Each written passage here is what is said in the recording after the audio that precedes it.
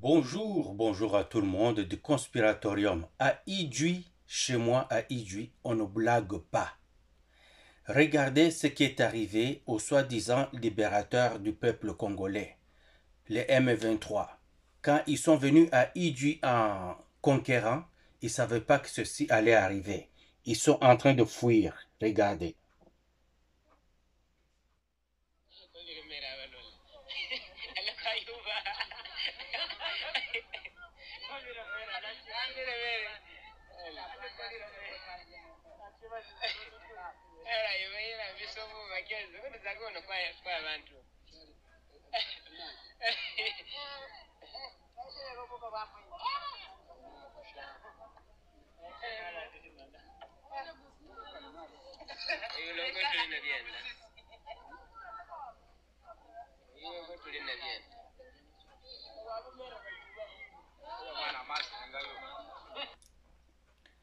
Dans cette vidéo, ils sont en train de quitter Idjouy. L'affaire derrière ça, je vais vous la raconter. Laissez-moi vous montrer une autre vidéo d'eux qui se sauvent toujours. Là, maintenant, ils prennent le large. Hein? Ils prennent le large. Oh. Ils ne savaient pas que ça allait arriver. Dieu est grand.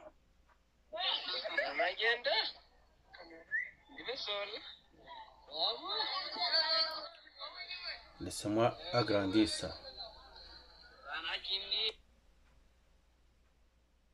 Replay.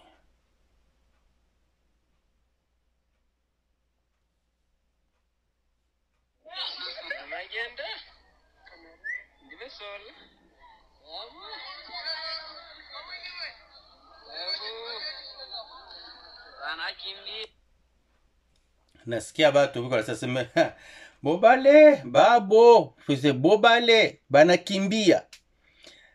C'est quoi l'affaire?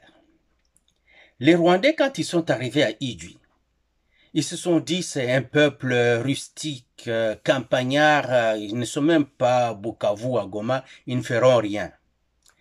Mais avant cela, là, juste avant que ceci arrive, les gens d'Idjouy disaient des choses. Moi, je ne comprenais pas pourquoi ils disaient ça. Et écoutez, cet audio qui ça a été dit il y a 2 ou 3 semaines.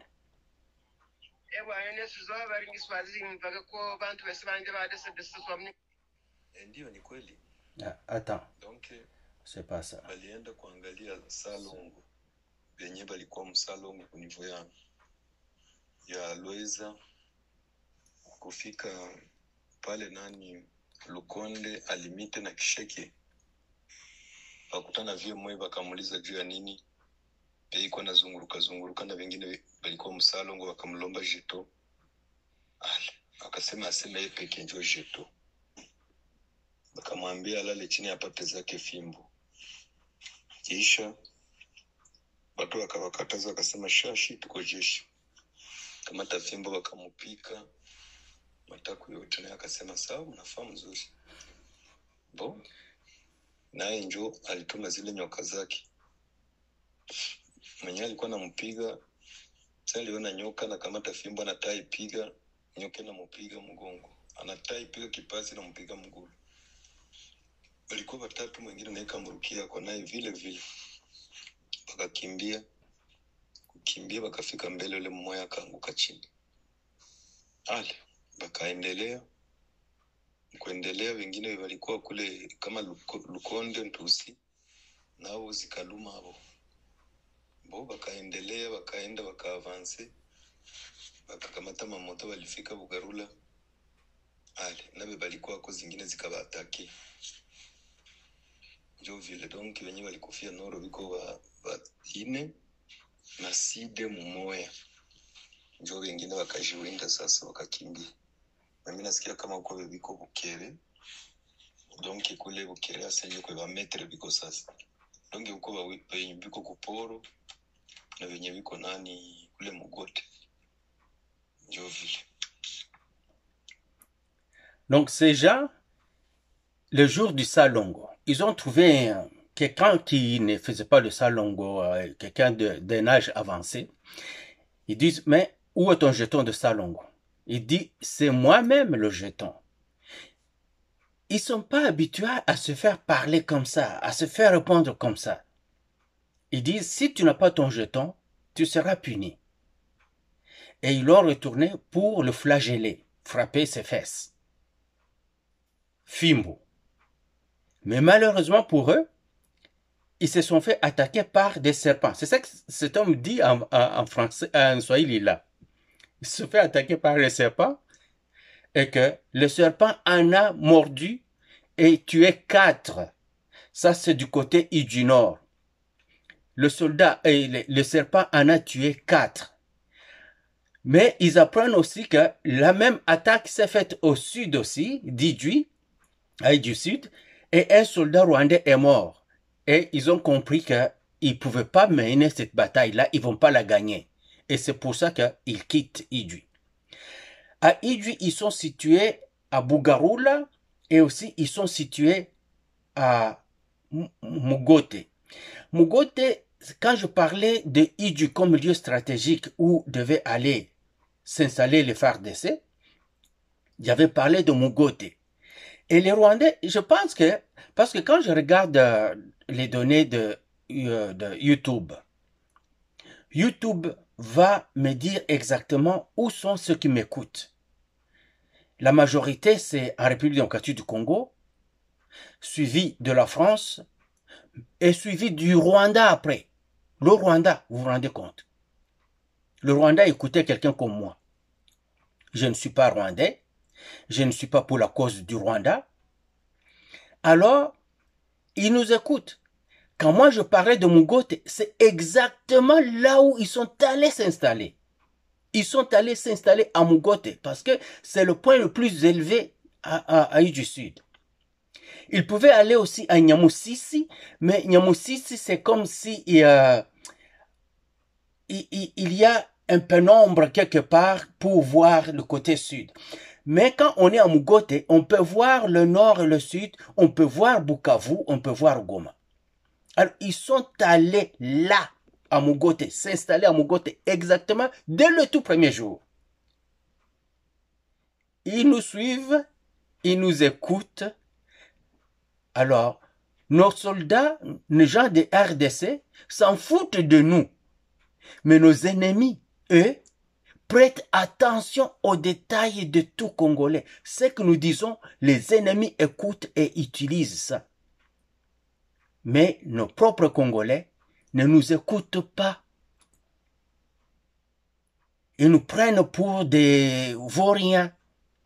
Mais les ennemis savent que nous ne sommes pas des vauriens. Et surtout, quand moi je parle de certaines choses, ce sont des choses que je connais. Si je parle des choses politiques, peut-être là je vais un peu balbutier, je peux parler du travail de mon chapeau quelquefois, mais quand je parle de certaines choses qui se rapprochent du militaire, non, là je ne parle plus du travail de mon chapeau. Vous pourriez ne pas être d'accord avec moi, mais d'autres le seront. Ceux qui connaissent exactement de quoi je parle militairement, ils seront d'accord avec moi. Car ce sont des choses que je connais. Pas seulement qu'on me les a apprises, mais je les ai cherchées moi aussi. Nous avons des bibliothèques. Nous avons des archives. Et nous avons accès à certaines informations selon le code de secret que le gouvernement nous accorde. Alors, je peux fouiller quelque part et j'aurai accès à ces informations-là. Et quelqu'un d'autre n'aura pas accès à ces informations-là s'il n'a pas ce niveau de code secret pour lui. C'est ça. Alors, écoutez-nous quand on parle. Je ne suis pas spectaculaire, je ne suis pas fanfaron, je ne fais pas ces choses-là. Je viens, je vous dis ce que j'ai à dire, c'est à prendre ou à laisser, mais c'est toujours quelque chose qui me tient à cœur et dont j'ai l'information. C'est à vous de prendre l'information et la vérifier. Si vous ne voulez pas la vérifier, vous dites qu'est-ce qu'il nous dit là, un vaurien. Regardez le Rwandais. ils ont su qu'il faut aller s'installer à Mugote, et quand ils sont descendus à Iju, c'est là qu'ils sont allés exactement. Parce qu'ils savaient qu'en prenant Goma et en prenant Bukavu, si vous ne prenez pas Iju, vous êtes toujours comme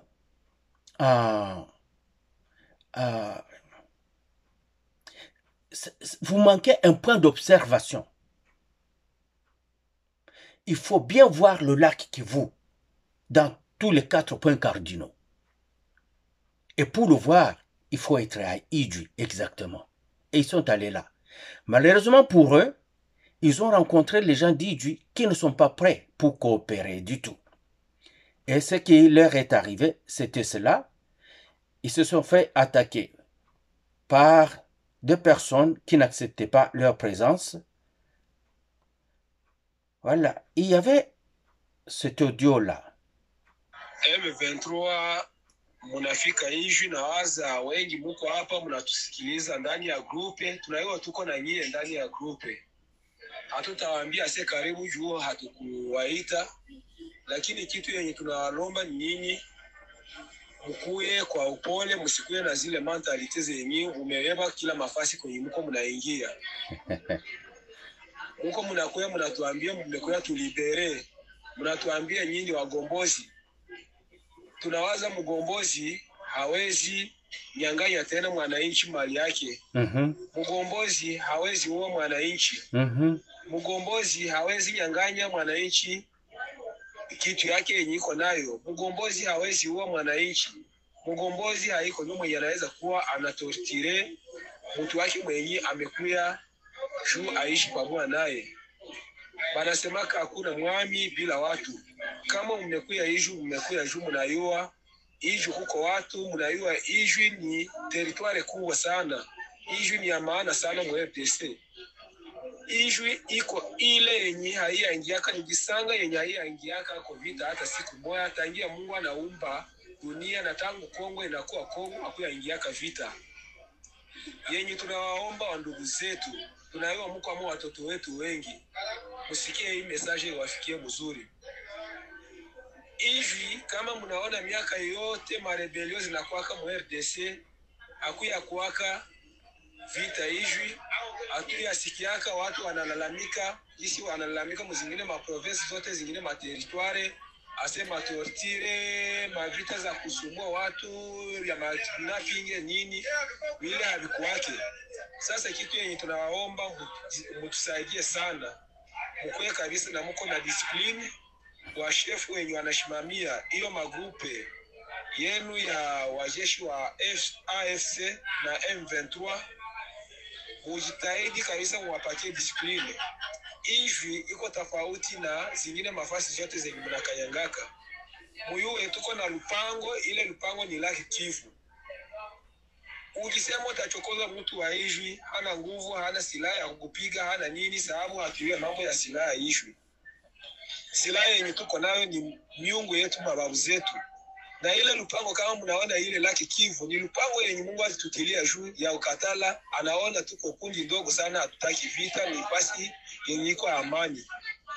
Sasa mkileta ile shida ya kusema mwanze tuua, mtubake, mtunyanganye mali yetu, mtukidnape, mtufaizie mabaya, kweli ile lupango tunawalapia hamutaivuka. Tutalamusha miungu yetu, tutalamusha kila watate yetu wote wenye washaenda, Laki itachanga kabisa, ndio yenye itatukombania. Mkuye kwa amani, mkikale na watu mzuri, mkiongea na population mzuri, mkiuliza shida gani, lakini msikuye muhali ya kusema umenasia watu, mtu mumkute kwake muanze mupiga munyanganye kitu yake. Hapana, mkikala kwa hali ya mzuri tutaishi na nyinyi mzuri. Mkiishi na si kwa hali ya mbaya, tutalamusha watate zetu kila fasi kwenye wanalala, ikuwe ndani ya maji kwenye mtapita, watawachangamukia. Mtaona jinsi Iju iko tofauti na ingine fasi.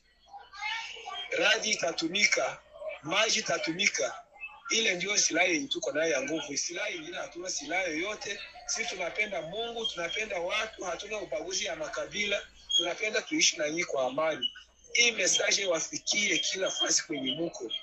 kama mmeleta amani ya haki, hamutatunyang'anya kitu yetu, hamutatumenase, hamutakosesha watu usalama, watu hawatapata pressure. Kuko wengine wenye watazimia sababu wanasikia matendo zenye mnafanya, fasi zenye mko mnapita, wataanza ogopa, wataona, wataogopa. Mkae nao mkiwaongelesha muhali ya mzuri, mkiwaonesha kama uko vitendo yenye inafanyika, mshajiikia kwa discipline. Usikwe na mko mnawaza unakuya pale watu waogope, waone kama ni wanyama, lakini tunataka watu wawajue kama ni wa ndugu zetu. Sisi mmekuwa ni wagombozi wa haki, hapana watu ya kusema muogopewe. Mgombozi ni mtu mwenye anasogelea raia, anamuuliza shida yenye iko nayo na muelezea. Lakini mlisema mkue watu ya kuogopesha watu waogope. Wala mimi nawaambia hivi iko tofauti nafasi zingine zenye mnaingia. Mjitahidi msikie, hii ni ujumbe yenye tunawatumia. Asante sana kwenu. Ce citoyen-là, c'est un Congolais d'Idjui. Il est d'Idjui comme moi. Et quand les gens de M23 sont allés s'installer à Idjui il y a quelques semaines, il a fait cet audio-là. Je l'avais entendu ce temps-là. Et il disait que vous qui prétendez être des libérateurs et que vous venez libérer des gens, un libérateur ne vient pas pour frustrer, martyriser la population, lui ravir ses biens et tuer. Or, c'est tout ce que vous avez fait ailleurs où vous avez été. Et votre réputation vous a précédé. Sachez que quand les gens d'Idjui vous voient, il y en aura même qui vont faire des crises de cœur. Juste penser que vous êtes là. Et avec tout ce qu'ils ont entendu au sujet de vous autres. Alors il dit, soyez disciplinés. Que vous les gens qui avez conduit et guidé les M23 vers Idjui, il faut discipliner vos M23 qui suivent ce que nous disons là. Sinon, nous allons réveiller les Mababou Zetou, les aïeux. L'eau qui est notre clôture va se déchaîner contre vous. La foudre va se déchaîner contre vous. Et les autres puissances des aïeux. Il dit, depuis que Idjui existe, depuis qu'il y a eu des guerres successives au Congo qui se sont passées à l'Est, jamais les belligérants n'ont osé atterrir à Idjui. Ils venaient de Bukavu pour aller à Goma, ils venaient de Goma pour aller à Bukavu, ils allaient à Calais, ils allaient partout là-bas à Katana, et ils n'arrivaient jamais à Idjui. La simple raison, c'est que Idjui reste intouchable. Et eux, ils le savaient. Vous savez que Pierre Moulélé, la rébellion de Pierre Moulélé, est arrivée à l'Est, à Bukavu. Ils ne sont pas venus à Idjui. Pendant qu'à ce temps-là, c'était Idjui, le grenier du Kivu. Les haricots, la canne à sucre, la banane, le manioc, la patate, tout venait d'Idjui. Vraiment, Idjui produisait énormément. Ça allait vers Katana, Calais, ça allait vers Goma et ça allait vers le Rwanda et Bukavu. Idjui produisait énormément. Tout en sachant cela, personne ne venait à Idjui avec l'arme à la main. Jamais, jamais, jamais. Jean Scram, le Belge, est venu à Bukavu. Il y a eu une guerre sanglante à Bukavu. Jean Scram n'a jamais mis ses pieds là. Pour votre gouverne, la Deuxième Guerre mondiale est arrivée à Idjui par les Allemands. Les Allemands sont venus. Ils ont installé leur camp souterrain à Kireme. Parce que quand les gens ont commencé à faire les champs à Kireme, en cultivant, ils ont trouvé qu'il y avait des forteresses souterraines. Et les gens d'Idjui ont détruit tout ça en prenant les briques et les roches pour aller construire leur maison. Les gens d'Idjui peuvent confirmer ce que j'ai dit. C'est vrai. Mais les Allemands ont vite quitté eux aussi. Ils ont compris que ce n'était pas vivable. Je ne sais pas tout ce que tous trouvaient là-bas. mais c'était des choses incroyablement terrifiantes. Et personne n'a osé vraiment venir s'installer à Idjwi, car Idjwi reste intouchable et les gens d'Idjwi ne tolèrent pas qu'on puisse venir souiller leur terre. J'avais dit dans une vidéo que je m'en prenais à ce genre-là de M23 qui viennent et qui disent qu'ils viennent pour préparer le terrain afin que le roi d'Idjwi, le roi Ntambuka, puisse venir. Et j'ai dit qu'ils ne pouvaient pas oser souiller non seulement la terre de mes ancêtres, mais souiller aussi la personne de Sa Majesté le roi d'Idjwi, le roi Ntambuka. Et les gens d'Idjwi en ont donné les preuves que vous avez entendues là tantôt et vues. Les M23 se sauvent. Maintenant, je vais vous montrer l'arme qui a été utilisée à Idjwi, le serpent dont je vous parle. Ce serpent à Idjwi, ça ne blague pas. Attendez, comment je peux faire? Parce que je dois cacher l'identité de la personne qui m'envoie tout ça. Ça, c'est le serpent dont on parle. C'est le serpent à Idjwi. Vous voyez ce serpent? Ça c'est terrifiant même pour les gens d'Idjwi. C'est ce serpent que le vieux qu'ils ont tabassé parce qu'il n'a pas fait le salongo. Il n'avait pas le jeton de salongo. Il dit, c'est moi-même le jeton. Quand ils ont commencé à le frapper, voilà ce qui est arrivé. C'est ce serpent qui en a abattu 4 à Idjwi Nord et 1 à Idjwi Sud. Donc, 5 soldats perdus à la gueule et au crochet de ce serpent. Et voilà. Ils ont commencé eux-mêmes à décamper, à quitter Idjwi. Ça ne blague pas à Idjwi. Voyez, c'est comme ça qu'ils étaient à Idjwi. Ils se prenaient pour des kings. Ils étaient en territoire occupé, conquis. Mais ils ont fui. Regardez, ils sont là quand ils étaient à Idjwi. Vous voyez?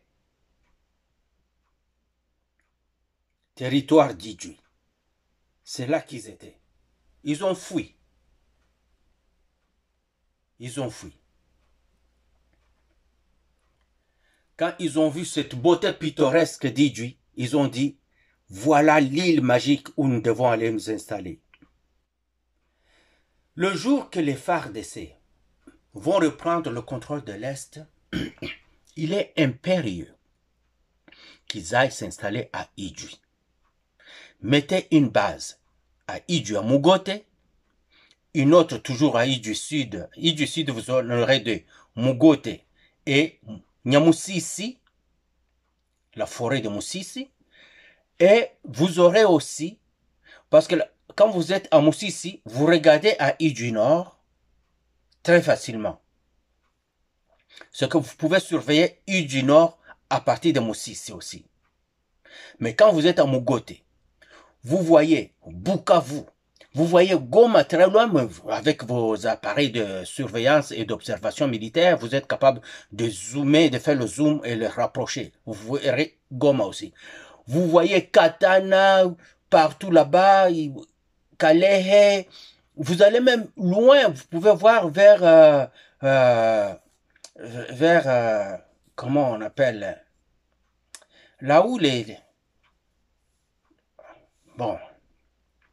Hein, vous allez voir Bukavu et vous allez voir surtout le Rwanda. Le Rwanda, vous le verrez très clairement loin là-bas. Très clairement. Et nos yeux doivent être braqués sur le Rwanda là-bas. Quand vous allez prendre l'Est, n'oubliez pas de faire cela. À Idjwi Nord, vous allez vers Kamole. Vous vous placez là-bas. À Kiwumba là-bas, vraiment vers il y a une presqu'île là. C'est toujours à Idjwi. Donc vous pouvez être de deux bords de Idjwi en traversant un petit lopin de terre qui forme un presqu'île à île du Nord là-bas. Donc, au lieu d'aller contourner l'île au complet, vous passez par là, mais vous devez lever vos embarcations, vos bateaux, vous les mettez sur vos épaules et vous traversez, c'est une dizaine de mètres, vous êtes de l'autre côté et vous traversez vers Rwanda. Parce que si vous voulez contourner par l'eau, ça vous prendra longtemps parce que c'est un grand contour. Et la nature nous a facilité la tâche à cet endroit-là. J'aimerais que les gens qui vont entendre cette vidéo, ceux qui sont à Île, rappelez-moi comment on appelle cet endroit-là, à Île du Nord. C'est squeezé, c'est comme si ça a été pressé dans cet endroit-là pour le rendre un peu plus étroit afin qu'on puisse traverser de l'autre bord sans avoir à contourner l'île au complet. Voilà. Maintenant, les nouvelles se bousculent ailleurs aussi.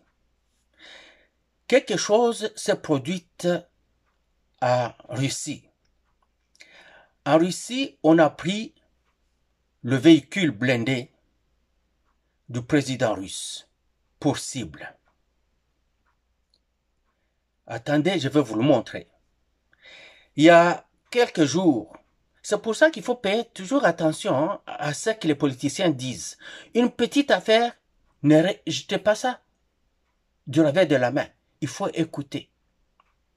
Alors, le véhicule du président russe a été pris pour cible devant le bureau du FSB. FSB,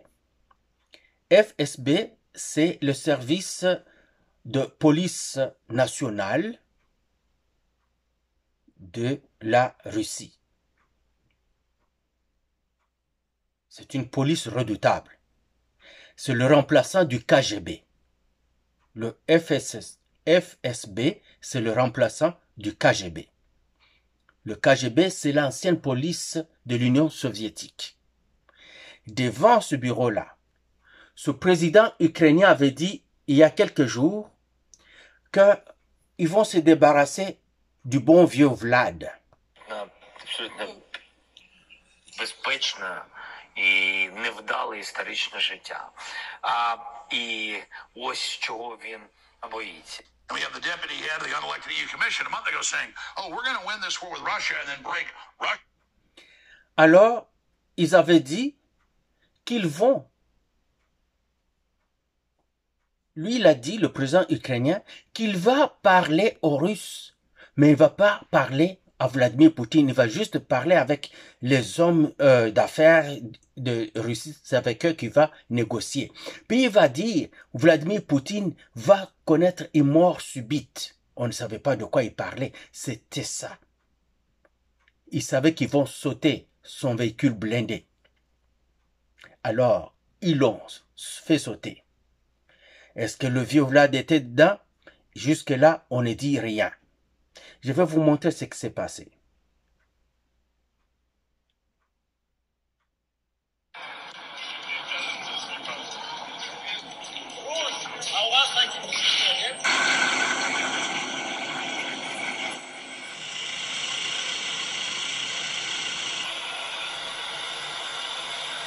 In what could be one of the most dangerous. Ce que ce président ukrainien et ses amis européens, français et anglais cherchent, ils cherchent à tout prix à avoir une confrontation armée directe entre les États-Unis et la Russie. Ils savent, ces Européens-là, qu'eux-mêmes, ils ne font pas le poids. C'est pour ça que quand cette guerre en Ukraine a commencé, tous derrière les États-Unis, ils ont tout donné. Ils ont donné alors tout ce qu'il faut donner, tout ce qu'ils avaient de militaires, tous les équipements allant des simples fusils jusqu'aux satellites, aux lance-missiles, aux drones, aux chars d'assaut, aux anti-chars, aux anti-aériens, tout ils ont donné à l'Ukraine au point où que même ils n'en ont plus eux-mêmes. Ils ne comptaient que sur les États-Unis. Trump arrive au pouvoir. Ils ont tout fait pour que Trump ne gagne pas. Trump gagne contre toute attente et ils ne savent plus quoi faire. C'est en ce moment-là que tous commencent à se précipiter pour aller le convaincre d'entrer dans la guerre. Trump dit, moi j'ai fait ma campagne pour arrêter la guerre et non pas pour la faire. Et Trump dit, je vais négocier. En fait, je vais faire négocier les Russes et les Ukrainiens afin que la guerre arrête. Les Anglais, Starmer et Français, Macron, ne l'ont pas entendu cette oreille. Alors ils se sont dit, que faire? Ils ont envoyé le président ukrainien, va voir Trump et dis-lui ceci. Vous aviez suivi ce qui s'était passé à la Maison Blanche. Vous rappelez le scénario. Après ça, ils se sont dit, on passe à un autre mode. Les Ukrainiens, parce qu'ils ont comme arme et renseignements satellitaires d'observation des Américains et autres, ont commencé à cibler tout ce qu'il y a comme centre d'énergie en Russie. Faire sauter des pipelines, faire sauter des dépôts de carburant, des choses comme ça. Les Russes n'ont pas répliqué jusque-là. Mais là, ils ont attenté à la vie de Vladimir Poutine. Parce que tout ce qu'ils veulent, eux, c'est de voir la Russie utiliser maintenant des armes beaucoup plus fortes contre eux. Jusque-là, la Russie utilise des armes puissantes, mais pas comme des armes que la Russie utiliserait si elle affrontait directement un pays européen, occidental, la France, l'Angleterre ou les États-Unis. C'est pour ça que la guerre semble difficile pour les Russes. Parce qu'ils ne veulent pas utiliser des armes ultra mortelles. Les Ukrainiens, eux, veulent que ce soit cela. C'est pour ça qu'ils s'attaquent aux Russes par tous les moyens. Et voilà, ils viennent d'attenter à leur président. Est-il mort? Est-il blessé? On ne nous dit rien jusque-là. Nous le saurons. Mais c'est sûr que la Russie va répondre à ça. De quelle manière? Les Français et les Anglais attendent. Et d'ailleurs, ils ont dit que déjà, rien que la semaine prochaine, les Français et les Anglais vont envoyer leurs troupes maintenant habillées en uniforme. Les troupes sont là-bas. Les troupes de l'OTAN sont là-bas, mais ils s'habillent en uniforme ukrainienne. Cette fois, ils vont porter leur propre couleur, avec leur propre drapeau, français, anglais. Ce qu'ils veulent provoquer, c'est la réaction de la Russie qui va les tuer. Quand ils vont mourir, alors ils vont crier à l'article 5 de l'OTAN. Cet article 5 du traité de l'OTAN, donc traité de la défense d'Atlantique Nord, dit que si un membre est attaqué, tous les autres membres devraient venir à son secours. Et avec ça, ils vont forcer les États-Unis d'entrer dans cette guerre.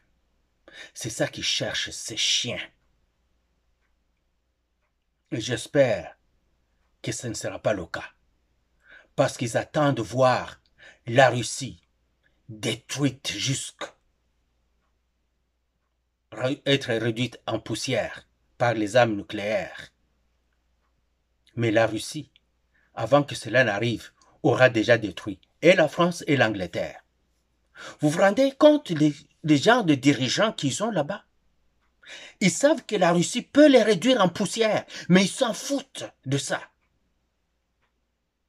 Ils s'en foutent de leur propre peuple, parce qu'ils sont arrivés au pouvoir, pas par le peuple, mais par ce consortium de cette organisation de mafieux internationaux globaux qu'on appelle les globalistes. ce puissant qui veulent qu'il y ait un seul gouvernement global qui va diriger le monde entier et tout le monde sera à leurs pieds. Or, il y a des États qui chérissent leur souveraineté et qui refusent. À l'occurrence, la Russie, la Chine, l'Inde, l'Iran, le Venezuela, quel autre? Ah oui, la Corée du Nord. Ces pays-là, ils disent, nous voulons rester nous. Nous ne voulons pas d'un pays au-dessus de nous. Oh, les globalistes sont prêts à détruire tout sur leur passage. Voilà. Retenons notre souffle. Autre chose. Hier, les Ukrainiens disent que les ententes qu'ils ont eues dernièrement avec les Américains pour les minéraux rares, les terres rares, ils n'en veulent plus. Ils refusent. Et pourtant, Trump misait sur ça. Pour vous, RDC, qu'est-ce que cela ça signifie? Il ne reste que la RDC seulement. La Chine, depuis le mois de décembre, a arrêté l'exportation de ces minéraux rares, de terres rares, vers les États-Unis. Avec le système de tarifs, le Canada a dit que lui aussi, il ne va plus donner ces terres rares aux États-Unis. Trump misait sur l'Ukraine. L'Ukraine vient de rejeter. L'Ukraine dit qu'il va faire des affaires avec les pays européens seulement. Donc, il reste un seul pays, la RDC. Avons-nous les moyens de nous protéger contre les Américains? Non, non, on n'a rien. Parce que nous avions refusé depuis le temps la protection d'autres puissances, de la Russie. Maintenant, nous sommes mal pris. Nous sommes très, très mal pris. Les Américains vont se retourner vers nous. Est-ce que nous allons les convaincre de ne pas soutenir le Rwanda? Parce que c'est le Rwanda qui leur apporte les minéraux dont ils ont besoin. De la RDC?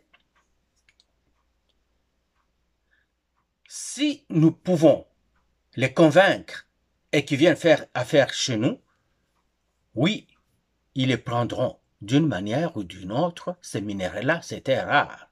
Mais au moins qu'ils viennent le faire avec nous. S'ils vont prendre 60% et que nous, on gagne 40%, nous serons pareils, très, très gagnants. Parce que pour le moment, nous sommes très perdants. Tout part sans nous. Il nous faut tout récupérer. J'espère que vous allez comprendre cela. Quant au M23 et AFC, si le peuple est en train de résister comme ça à l'est du pays, et vous n'êtes pas capable de soutenir ce peuple-là, les organiser et les galvaniser encore, leur donner les moyens de se battre contre ces kafirs, contre ces incirconcis qui ont envahi notre pays, nous n'allons pas nous en sortir. Les FARDC là, les Wazalendo, oui. Parce que les Wazalendo, eux ne blaguent pas. Tu trahis, ils t'abattent sur le terrain, ils te découpent en morceaux. Ils ne blaguent pas. Dans les FARDC, c'est là qu'il y a ces gens-là qui jouent à balance entre ennemis et la nation, et parfois ils détruisent, trahissent le pays complètement, sans vergogne, comme vous avez vu à Goma et à Bukavu. Mais chez les Wazalendo, oui, il y a eu quelques traîtres, mais ces traîtres-là ont dû fuir vite. Et une fois attrapés, on fait ça. Les Wazalendo ne blaguent pas. Vous voulez le soutenir? Soutenez-les. Il y a des gens qui attendent à Bukavu même, au moment où je vous parle. J'attends toujours que vous me demandiez comment atteindre les gens qui vont organiser le Wazalendo dans Bukavu. Goma, là, je vais laisser ça aux gens de Goma qui sont des moribonds, qui ne veulent pas s'organiser. Mais les gens de l'Est, à Bukavu, là, chez les Bashi, les Rega, Babembe, tout ça, ils sont prêts. À Bukavu, là, ils sont prêts, ils attendent. Ils attendent, ils me demandent tout le temps. Je vous ai parlé, vous. Vous n'avez pas besoin de moi. Vous avez besoin d'eux sur le terrain. Moi, tout ce que je vais vous dire, c'est contacter tel, tel et tel. Dès que vous les contactez, un mois, vous ne verrez plus un Rwandais là-bas. Je vous garantis ça. Vous ne verrez plus un seul soldat rwandais. Tous vont prendre la poudre d'escarpette, ceux qui seront vivants.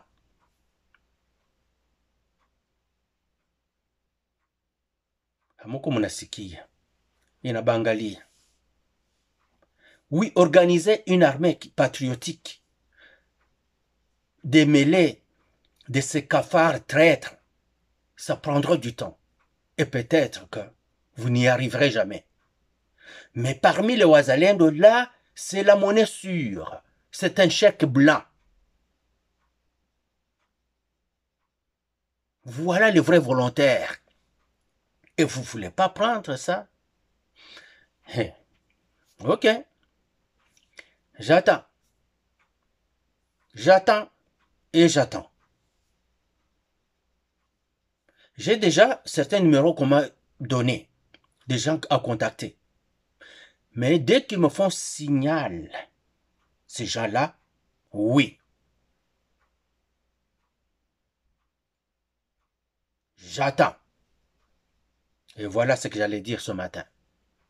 Vive le waza-waza. Bana Ijwi, Mwendele Ville. Nyoka na nyoka. Radi na radi. Zaruba na zaruba. Kama batavuka mai, munalamusha zaruba, ibameze. Kwenye biko wanajiproteje mumule nani abo matante wabo wanajenga pale bantia makan de fortune. Radi, mupige, mubachome. Entre-temps, mushume migashani, zile nyoka.